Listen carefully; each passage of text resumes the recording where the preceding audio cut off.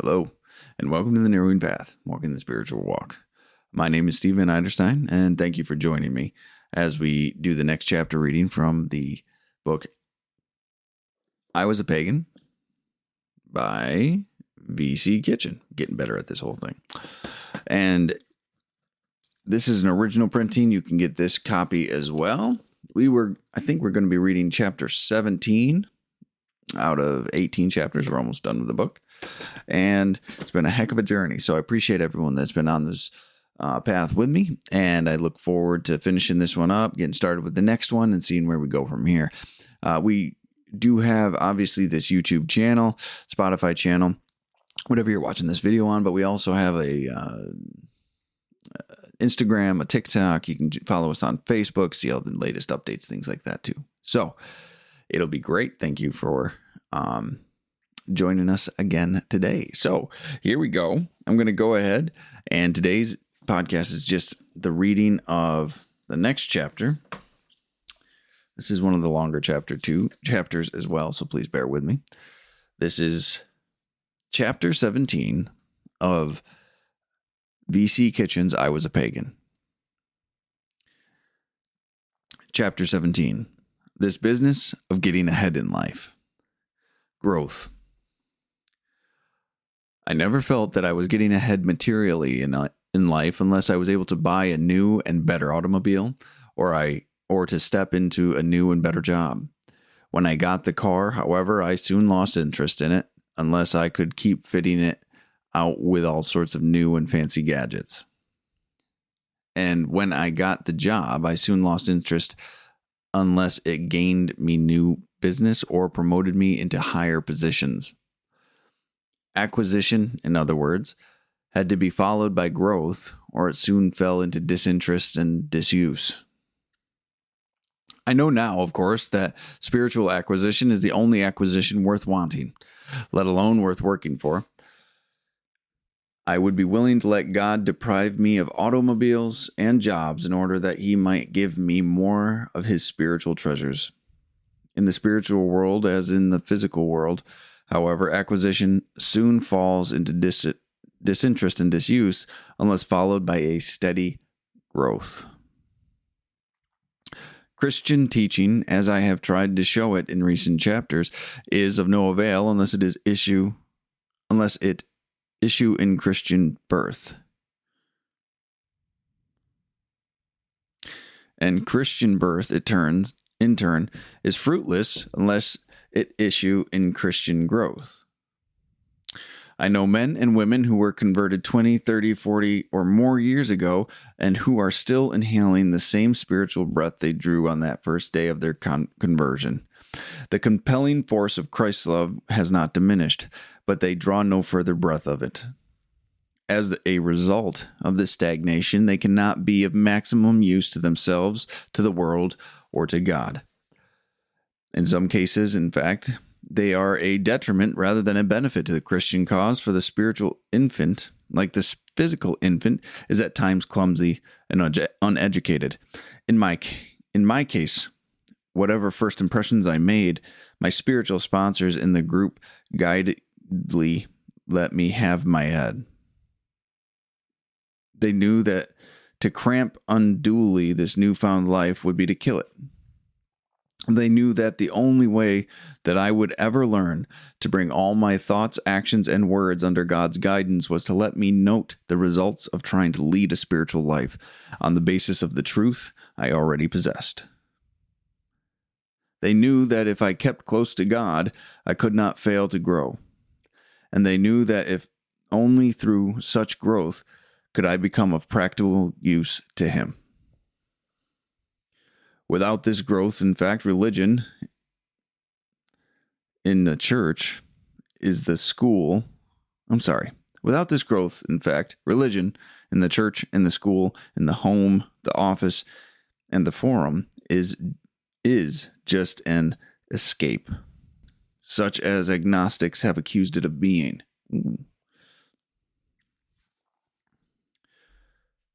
As I grew, however, I began to find the reality of religion, And as I found that I not only could be born in Christ, but could grow in Him day by day and hour by hour, I saw that this reality provided an escape of an altogether different nature. It was an escape not from life, but from death. It was an escape not from the reality of life, but from the ugliness, delusion, and sin of life. An escape from the unrealities of life, and a finding of the underlying beauty, truth, goodness, which go to make up God's real design for living. It is not an escape from the responsibilities of marriage, education, politics, society, and the church. It is an escape from the monotony of marriage, the irksomeness of education, the acquisitiveness of business, and hopelessness of politics, the inadequacy of social service, and any ineffectiveness in the church. It is a finding of some happiness, interest, and usefulness in the home, school, and office, and of true leadership in politics, true practicality in social service, and true life in the church. As I grew in my submission and responsiveness to guidance, these facts became constantly more clear to me. And as I bathed in the stream of Christ's atoning blood, the sin was washed from my eyes, and I actually began to see God in the beauties of nature, in the truths of philosophy and science, and in the lives of men.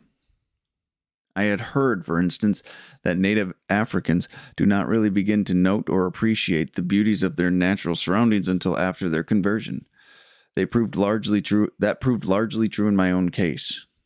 In the beauty of a sunset, for example, I used to see not much more than the gorgeous colors that appealed to my aesthetic senses. Now I began to see, with Wordsworth, a presence that disturbs me with the joy of elevated thoughts, a sense sublime of something far more deeply interfused, whose dwelling is the light of setting suns, and the round ocean, and the living air, and the blue sky, and in the mind of man. A motion and a spirit that impels all thinking things, all objects of all thought, and rolls through all things. As I grew, nature sprang to life for me, as had the Bible. I found new life in the minds and affairs of men, a sense of sublime something far more deeply interfused in what I had always regarded as a hopeless snarl of tangled humanity. I came, in fact, to see that, despite this seeming chaos in man's microcosm, God is still at the helm of the macrocosm. I came to see that Robert Browning, that man is not God, but hath God's end to serve, a master to obey, a course to take, somewhat to cast off, somewhat to become. Grant this, then man must pass from old to new, from vain to real, from mistake to fact, from what once seemed good to what now proves best. Spiritual growth, however, was far more than a matter of clearing vision. I not only could see new things in life, but I began to do new things, to find new forms of happiness for myself, and to enter into new forms of usefulness for man and God. It was like advancing from one beautiful room through a suite of rooms constantly more beautiful as I progressed in the depth of my spiritual surrender. My first surrender, for example, was largely a moral surrender. I loosened my hold and yielded up my desire for more obvious carnal sins such as drinking, gambling, and adultery. I found that God had forgiven them and that Christ had swept them away. I also surrendered my fears, malice, envy, resentments, and other attitudes I had borne towards people. I developed, in short, wholly new habits in life and wholly new attitude towards life. I thus came into harmony with the spiritual laws of living, or with what Henry Drummond calls correspondence with our spiritual environment. When, he says, an organ has only partial correspondence with this environment, it is feeble and anemic. Only when correspondence is perfect is vigorous health possible. But when that is established, doors are opened on every side to the treasure stores of the universe. It is said that there are earlier words for happiness, but that adequately to describe the Christian experience, the Greeks had to coin the word joy. I certainly had never known what the word joy really meant until through spiritual growth and increasing correspondence, my doors began to open into the treasure stores of the universe. The best description of this sort of joy which I have ever found appeared in an article entitled 20 Minutes of Reality. It was written by Margaret Prescott Montague and was published in Harper's Magazine. As condensed by the Reader's Digest, this joyous author wrote, "I cannot say what the mysterious change was, or whether it came suddenly or gradually. I saw no new thing, but I saw all the usual things in a miraculous new light. I saw for the first time how wildly beautiful and joyous, beyond any words of mine to describe, is the whole of life. I knew that every man, woman, bird, and tree, every living thing before me, was extravagantly beautiful and extravagantly important. Never in my life before had I seen how beautiful, beyond all belief, is a woman's hair. A little sparrow chirped and flew into a nearby branch, and I honestly believe that only the morning stars singing together and the sons of God shouting for joy can in the least express the ecstasy of a bird's flight. Once, out of all the gray days of my life, I have looked into the heart of reality. I have seen life as it really is, ravishingly, ecstatically, madly beautiful, and filled to overflowing with a wild joy and a value unspeakable. Wow. Since my surrender, I have experienced the same wild joy and sense of value unspeakable. I have reveled in it, not just for 20 minutes, but for days at a time. It once came to me not through meditating upon nature's beauties from a lofty mountain, but in a lowly contemplation of my spiritual shortcomings, while taking off my shoes in an attic bedroom. It came to me at that time when the biggest block still standing between me and God was my still persisting indifference to other people. I surrendered that indifference then and there. And then and there, I was caught up in a new harmony that beggars all description. I had not been born into the spiritual domain, however, which I found myself eagerly seeking such joys. Much as in the physical world I had sought the exhilaration of alcohol, I had begun to seek joy rather than God. In this way, I found that self-indulgence can creep in even on the spiritual level. An indulgent, changed Christian is of little more use to God than an indulgent, unborn Christian. And God very properly and promptly took these newfound joys away from me. He reminded me again that the Christian must be an active Christian and that this work lies largely with other people. He brought me up against rebuffs in my own home and against harsh criticisms outside my home, forcibly recalling that I was still not only in the hand of the living, but in the land of the living, but in the land of the unborn Christian and the unconverted pagan. There was work to be done, a further growth to experience, and through guidance, he indicated clearly that I should begin to think less about my spiritual joys and more about the needs of the other fellow. This came about when, after my first enthusiastic and fruitless attempts to convert my relatives and friends, I began to realize that I myself did not have the insight to get down to a man's real need, and that even should I diagnose it correctly, I myself did not have the power to remove that person's sin and to transform his nature. Gradually, however, I learned to stop trying to work for God. I learned to let Him work through me. I learned to seek and to rely on His spiritual diagnosis rather than my own sizing up of a man. I learned to let God tell me what the matter might be with the other fellow. I learned to draw the other man into prayer, quiet time, or other direct relations with God, where God could speak as plainly to him. I learned to let God tell me and the other fellow what should be done about restitution for these sins. I learned to seek from Him the power to accomplish these results where we were helpless in our own strength.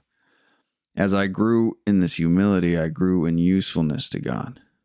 Finally, sweeping me over the last bars of self-consciousness and embarrassment which made me hesitate to look into another man's sins, God used me actually to change a life. And then He used me to change another, then another, and another.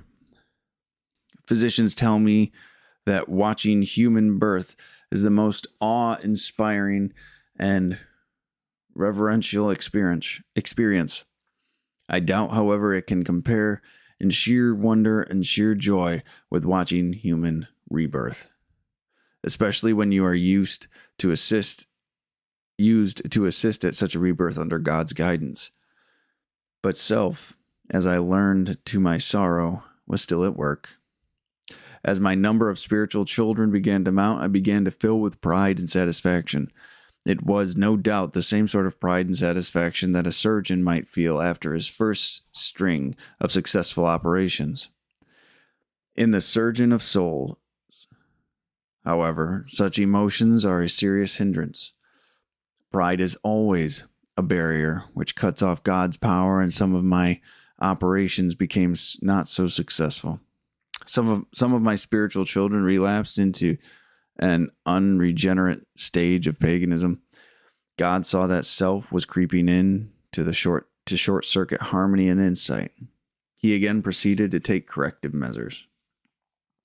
I had not, in other words, progressed far enough along the path from self to draw others after me and give them there a firm foothold in the further ground which the Oxford group calls continuance.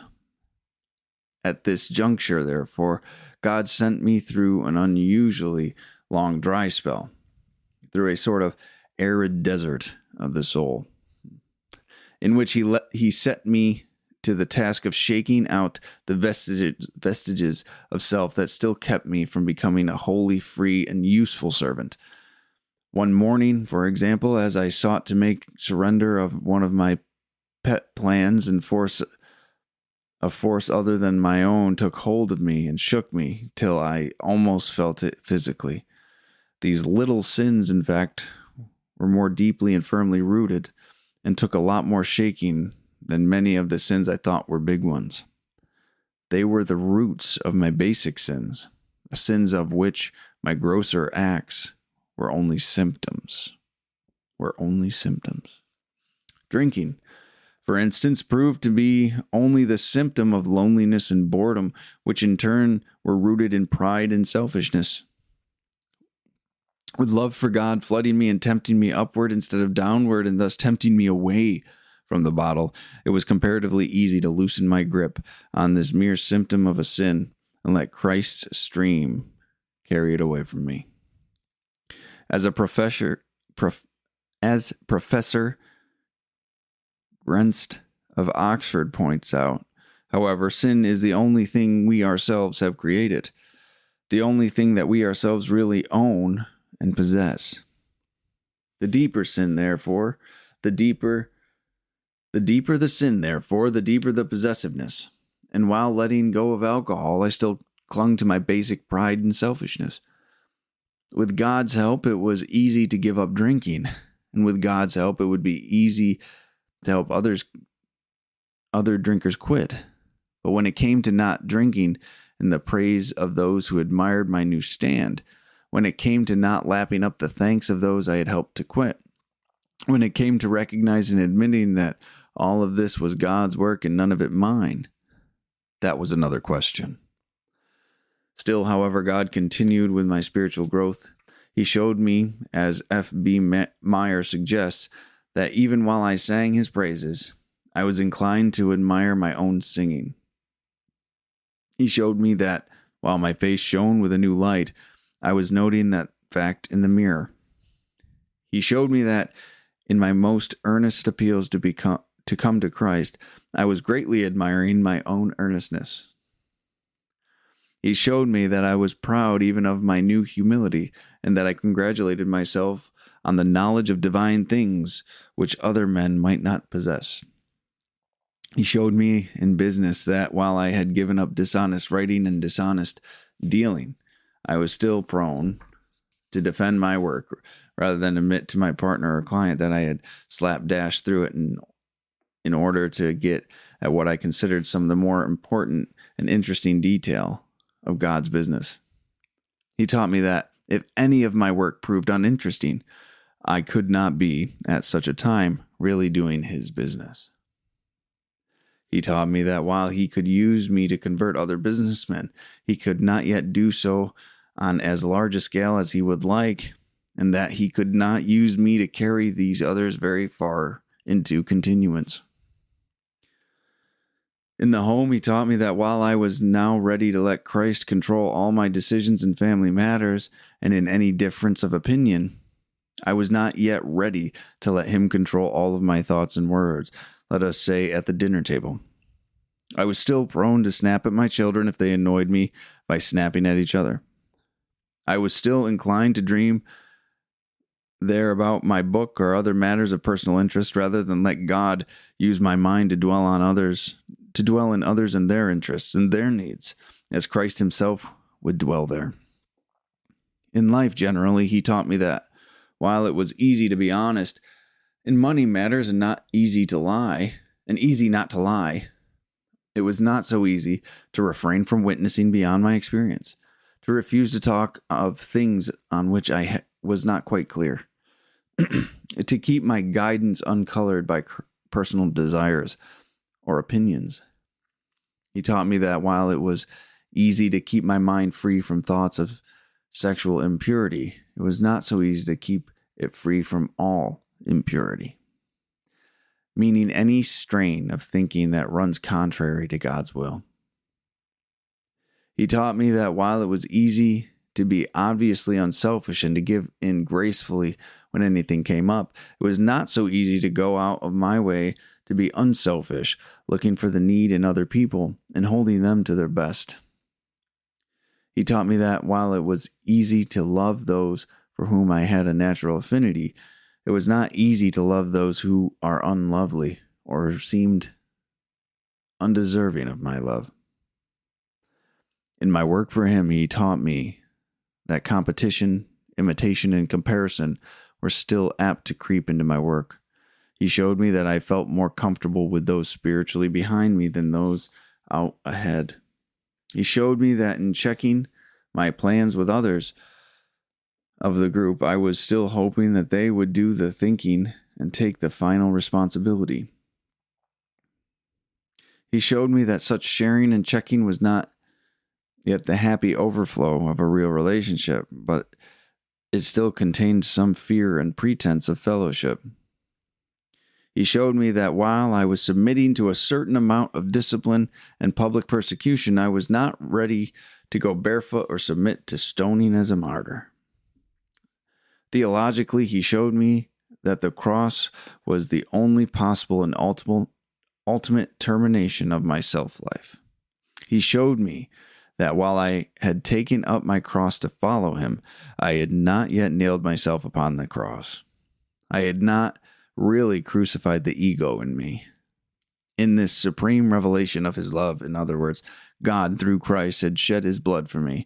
He gave his life that I, seeing the great depth of such a love, might find a higher love than self-love. The only dynamic powerful enough to raise me above self-centered sin. In ancient lore, I found that the blood covenant was the most sacred compact ever made between men. It superseded every other form of treaty or agreement ever known. I had entered into a new compact with God. I had made it a blood covenant on his side. What like degree of sacrifice had I made on mine? What had I done to make myself a blood brother of Christ? I had brought him my soiled life, and he had cleansed it. The least I could do in return was to lay down my own life to cleanse others in his name. I thought I had done so. At this juncture in my growth, however, he showed me how little of myself had really died. He showed me that when my will crossed God's will, I still too often chose my own way. I had still, therefore, to go through a real experience of the cross. I had thought I saw that neither I nor any other man would ever fully understand the cross in this life. I also saw how far I still had to go. It was when I began to grow through these further reaches that I really began to lead a Christ-centered rather than an egocentric life. It was only then that I passed through the outer fringes of surrender to the place where he gives up more than bad habits and attitudes, and where we give away more than our time in listening to other people's problems and helping them relate their need to its remedy in Christ.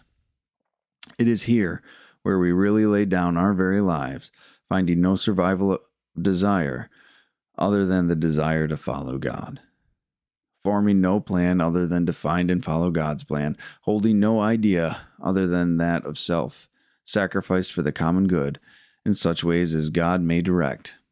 It is here, in other words, that we may really begin to go all the way out for Christ.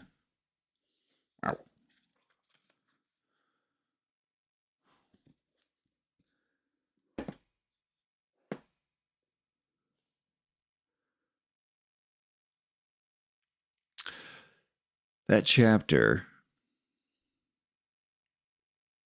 really was an important one for me to just read right now in my personal life.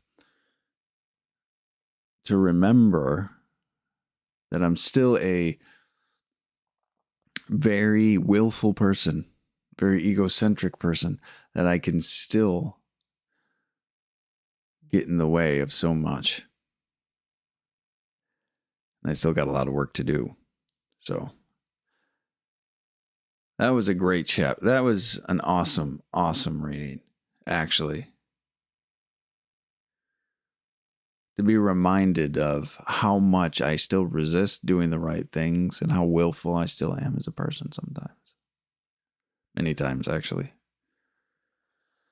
Just kind of blows my mind. That was exactly what I needed to read today. I hope that's something y'all needed to hear. And thank you for joining me for the reading today.